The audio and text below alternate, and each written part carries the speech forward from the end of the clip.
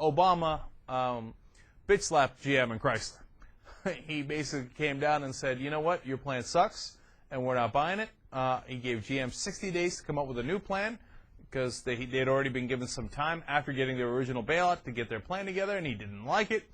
Chrysler's only got 30 days, and they have to work out some sort of deal with Fiat SPA, which is an Italian manufacturer, to get acquired, merged, etc., and they better do it quick. And on top of that, he booted the GM CEO, Rick Wagner, who'd been there since 2000.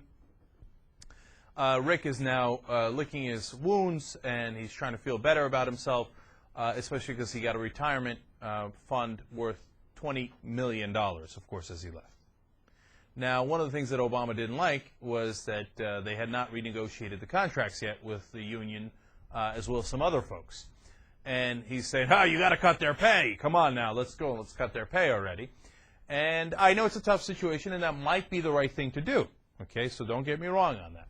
Having said that, so while the union is trying to figure out how to cut the pay of their workers, Rick Wagner is retiring with $20 million.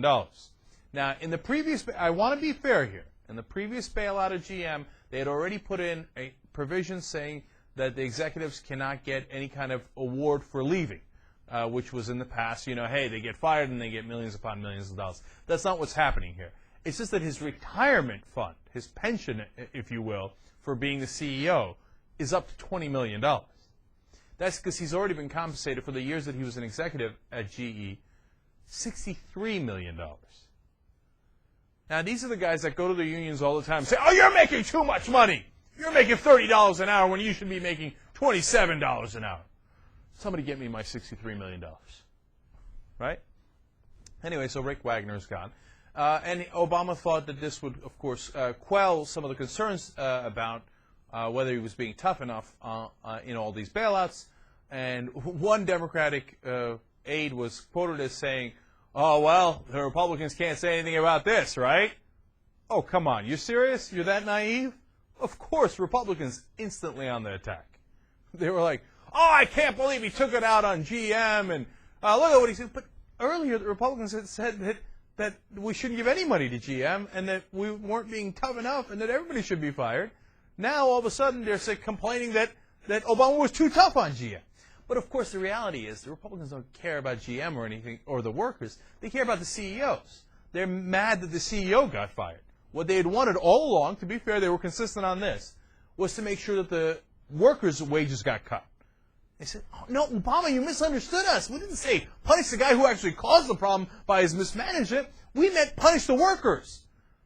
Damn it. We didn't even get their worker pay cut yet. And we lost a good CEO, and we love our CEOs. So, of course, the Republicans were outraged. But when are the Republicans not outraged? Now, is it the right thing?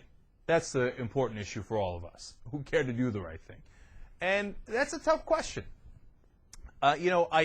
Because what it requires is for you to be familiar with the plans. So did I see GM's plan before they got the first bailout? Do I know the details of it after they got the second bailout? And, was it the right thing to do? Did Rick Wagner not get it? Did he not understand the urgency of the situation? Was he part of the problem? Those are all things that you would know if you knew all these details. And I don't, so I'm not ready to say that it was the right move or the wrong move.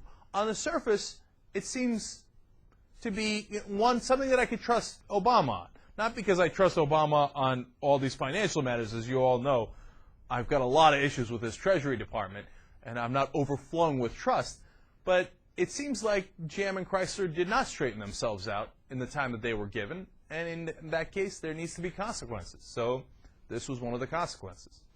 Now, when you get to the issue of how does it relate to the financial bailouts, though, there you have a really interesting scenario.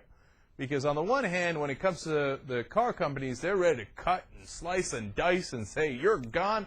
And then they asked Robert Gibbs in a press conference today, the White House spokesperson, hey, how come you didn't sack any of the CEOs of the banks when they seem to create a lot more trouble than GM and they required a hell of a lot more bailouts than GM? And he went, and he started talking about how, no, the situation of the car companies are X, Y, and Z, but he never talked about the banks. So they had to ask him another question. They said, wait. Compare the two. And in the second question, he answered, and he didn't really compare the two at all. And he said, both are different situations and have to be handled differently, which of course we all know. But the reality is, we've never gotten tough on the banks. That's why Robert Gibbs did not have a right answer. And the same clowns who ran him into the ground are the ones who run him now. And we pretend that they're absolutely necessary. If Rick Wagner has to go at GM, and maybe he did, and probably he did, then why don't the clowns who run Citigroup and, AIG and Morgan Stanley and Merrill Lynch and everybody else who took TARP money, why don't they have to go? That's a question that the administration cannot answer because they've sat around and defended these bankers to no end.